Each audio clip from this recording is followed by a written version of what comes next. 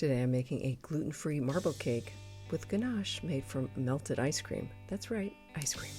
Hi, I'm Carolyn, and this is the Chili Bakes Gluten-free YouTube channel and podcast. Welcome, welcome, welcome. I'm the baker that makes everything so good you don't miss the wheat, and this is a cake I've never made before. In fact, I've never eaten it, so... We're beating butter, oil, and sugar until it's smooth, which starts the vanilla cake batter. Then we're adding vanilla and the eggs one at a time and beating after each addition until that part is smooth. Next, we're going to sour the milk by adding a little vinegar to it, and then we're going to alternate the milk mixture with dry ingredients that are whisked together in thirds. So you're going to add a third of the wet milk, oh my gosh. You're going to add a third of the sour milk and mix it in, and then a third of the dry ingredients that you've whisked together and mix it in, and do this 3 times.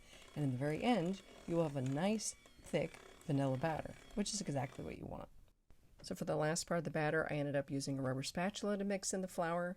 Scoop out half of the vanilla batter and mix it in with the chocolate batter.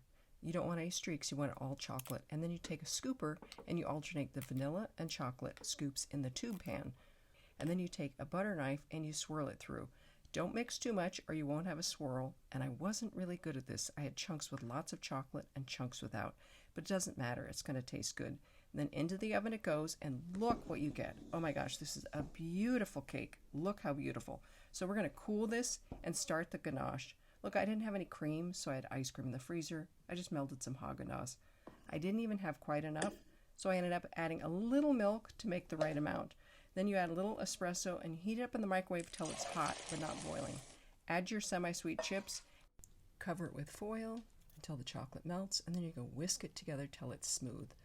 I let mine sit a little bit till it got thicker, and then you just pour it over the cake. Oh my gosh, look at this ganache. So rich and yummy. Oh my gosh. Yeah, you just pour it. Pour as much as you want. Can we just take a moment to watch the ganache drip over the cake? No drooling, please. Okay, you could drool a little bit. Oh my gosh, I'm so hungry. Here's the cake. This is take 2. So there's a little missing. The cake is very moist and a little dense. I'm not the best swirler, at least in this cake. The chocolate ganache is very rich and chocolatey, which is really good with the vanilla and the chocolate swirl. Let's take a bite. It is a very good cake. Honestly, it's not my favorite vanilla or chocolate cake, but it's good, and maybe this is what a marble cake tastes like. I think I would have liked it a little sweeter. It's very good though. Thank you so much for joining me.